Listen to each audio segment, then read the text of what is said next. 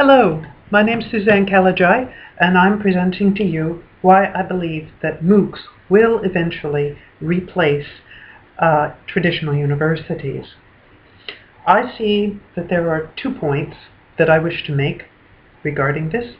One has to do with space, and the other has to do with flexibility. And actually, I see that these 2 points are joined by a matter of cost effectiveness. So to begin with, let's consider the issue of space. Traditional universities take a great deal of physical space. MOOCs take the space that the professors use for their office and the recordings, the camera crew, all of these things, and they also take the space that we, the students, use as we sit at our computers, which are things that many of us would probably do anyway, considering the rise in the use of computers in the past, shall we say, 40 years. If we consider the short term, the universities are going to be around for a while. If we consider the long term, the MOOCs are moving in very rapidly. Coursera started 2 years and 4 months ago. It started with 4 institutions. Now there are over 100 institutions. It started with 36 courses. Now there are over 1,000 courses. So I think that when we consider the issue of space or the growth of the MOOC, we can see it has gained tremendous momentum in a very short period of time. But that doesn't consider the long-term advantage of the MOOC over the traditional university. When we consider what the MOOC offers as to flexibility for both the universities and the students, consider myself.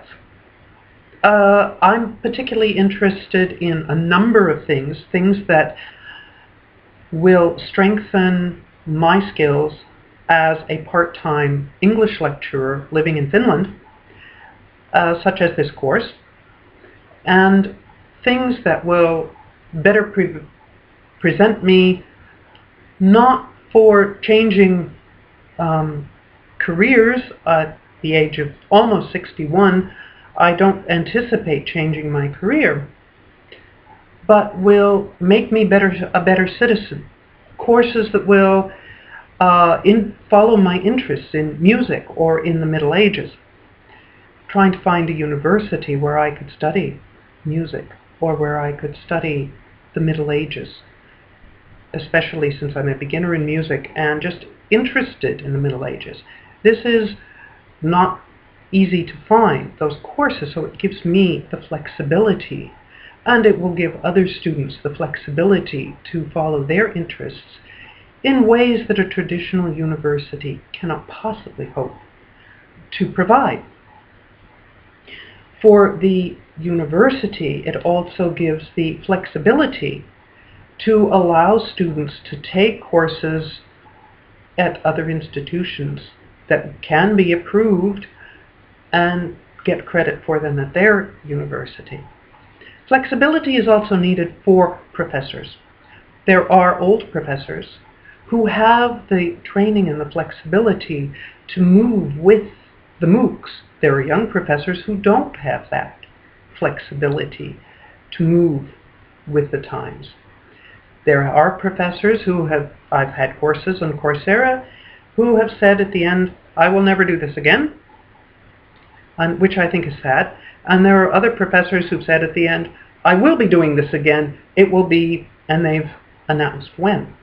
So these are things that show how these things can really provide the flexibility. Now, to tie the two together, the space and the flexibility together, let's consider the cost effectiveness of these things. On a planet that is shrinking greatly due to increased population, we have to consider the space that is going to be needed for housing and for food production. Lecture halls take a great deal of space. One of the key points, verse 1. And the cafeteria space needed for these things takes a lot of space. At my university, they're just have closed 5 buildings and are now building 3 new buildings. So that's a tremendous waste of one set of space and a misuse of another set of space. So these are things that we need to consider. Use of space and cost effectiveness. Why? When we are going to need that space for housing, for agriculture, for things that are going to matter to the entire population. Flexibility, and that's also the space use and the flexibility use, that's something we must consider as we consider how cost effective it is to close 5 buildings and build 3 new ones. How is that cost effective for the university that is ostensibly budget cutting? And it's budget cutting professors. That's the brain power that operates the university. It's not the buildings. I think we're going to have a complete cycle from past to future, which is actually a return to the past. Universities started by some knowledgeable person standing on a street corner lecturing to whoever stopped to listen. MOOCs provide that. We can stop to listen, and that will bring us full cycle back to the way things were. And universities can focus their space on professors and their assistants and small, intensive group work.